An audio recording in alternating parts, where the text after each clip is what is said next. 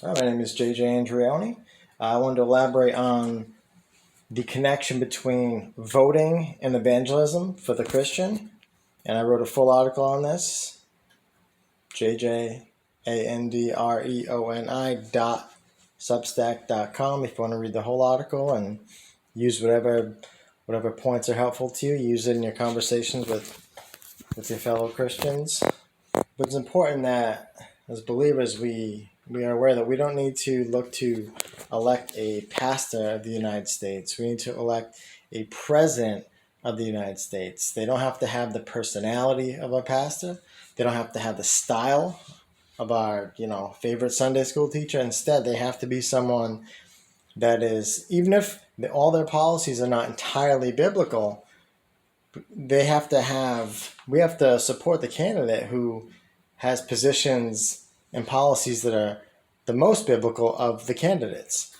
So if one candidate on a scale of 1 to 10 is a 0 or a 1 because they have no policies whatsoever that align even closely with the Bible, but another candidate is maybe a 5 or a 6 because they have some policies that align with the Bible, we should go with the candidate who's a 5 or a 6. And we can't be lazy and think, well, we're going to just want to get the guy, get our guy in office. And once we get him, we'll be good. And then we get upset at others and say, well, how could you support so-and-so? How could you want, communism or socialism or whatever other ism there is? How could you want this?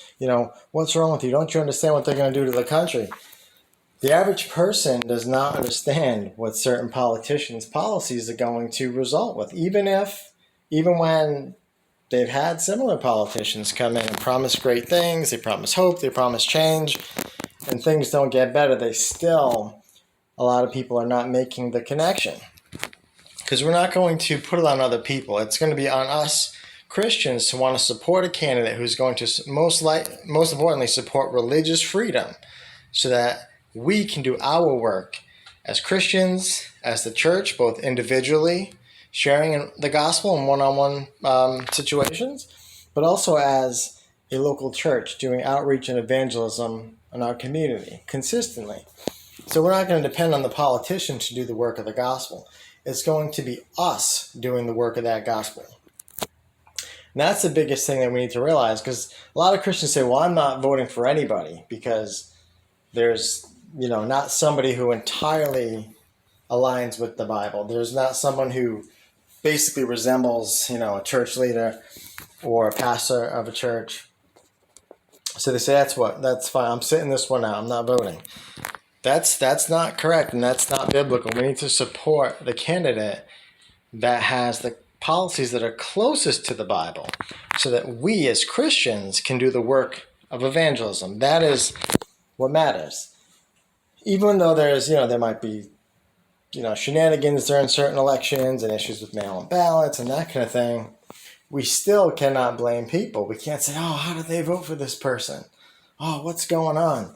No, because if Christians reach people with the gospel, and had Christians been reaching people with the gospel the last few decades, then we wouldn't be in the problem and having these issues that we're currently having. Christians need to consistently reach people, because when a person's born again and their heart and their mind changes, that'll then change who they vote for and how they vote. I know it did it for me when I got saved in 2008. Almost instantly, the Bible is the measuring stick. You look at Isaiah 8:20, 1 John 4:1.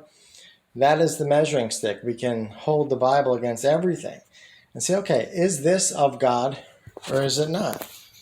You look at Psalm 139. It tells us about God forming the child in the womb. God knew the plans and the purpose he had for someone's life before even one day ever came to be. Those will guide us in who to support.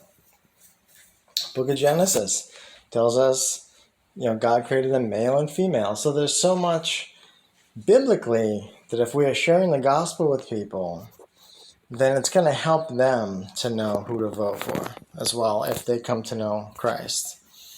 And reading God's word is going to guide us in who to vote for. But we can't sit this one out. We can't let, people with communistic philosophies and policies, even though they're saying it out in the open, we can't, in our silence and our refusal to share the gospel and be bold for Christ, we can't just stop sharing the gospel with people, and we can't sit voting out. Because it seems like a lot of Christians are doing both. They may not be sharing the gospel, and they may also, when it comes to election time, are not voting. But then they'll also complain about the results. So you want to check the whole article out, jjandreoni.substack.com. Have a great day.